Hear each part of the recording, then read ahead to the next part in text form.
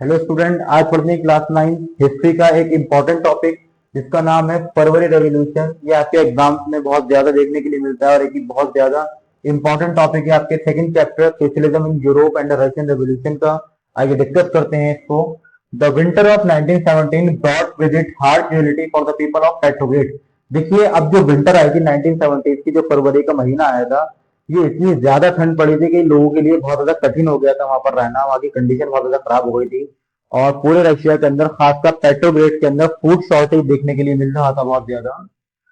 Tension were high and government were facing opposition from the parliament. देखिए, tension बहुत ज्यादा high था पूरे देश के अंदर और जो गवर्नमेंट की, किसान निकोलस की जो सरकार थी, वो ऑलरेडी अपोजिशन का सामना कर रही थी पार्लियामेंट का। वो ऑलरेडी पहले से फ्रस्ट्रेशन में थी, गुस्से में थी कि किसान निकोलस की गवर्नमेंट।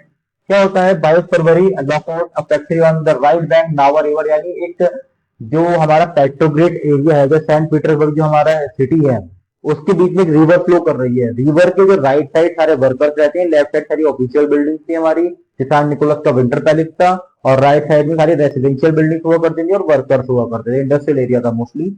ठीक है, तो अब क्या होता है कि 22 फरवरी को लॉकआउट लग जाता है नावा रिवर के राइट साइड में, जिसमें 50 फैक्ट्री के वर्कर्स क्या होते हैं, स्ट्राइक पर बैठ जाते हैं, हड़ताल पर बैठ जाते हैं, जिसमें वुमेन्स ने बहुत लीडिंग रोल प्ले करा।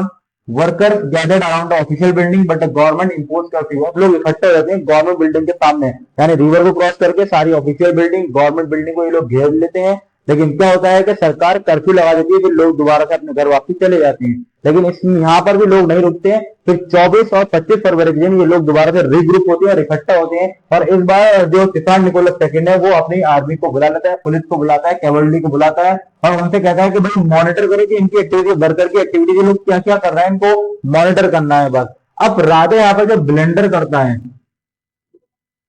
यानी कि सबसे बड़ी गलती करता है राजा, वही करता है कि वो ड्यूमा को सस्पेंड कर देता है। कब? 25 फरवरी को ड्यूमा को सस्पेंड कर दिया जाता है। ड्यूमा क्या था बेटा?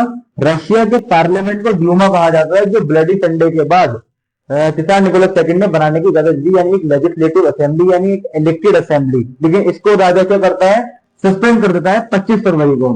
अब क्या होता है कि 27 फरवरी में police headquarter rank and speed echoed with the chance of bread and wages and democracy. यानी अब क्या होता है कि जो इसके सपोर्टर्स थे पहले, अब वो भी किसान निकोलस के खिलाफ हो जाते हैं और गलियों में और मोहल्लों में ये शोर हो जाता है, सब जगह लोग नारे लगाते हैं ब्रेक्स के, अपनी तनख्वाह के, डेमोक्रेसी की बात करने लगते हैं लोग, डेमोक्रेसी की बात करते हैं हर जगह।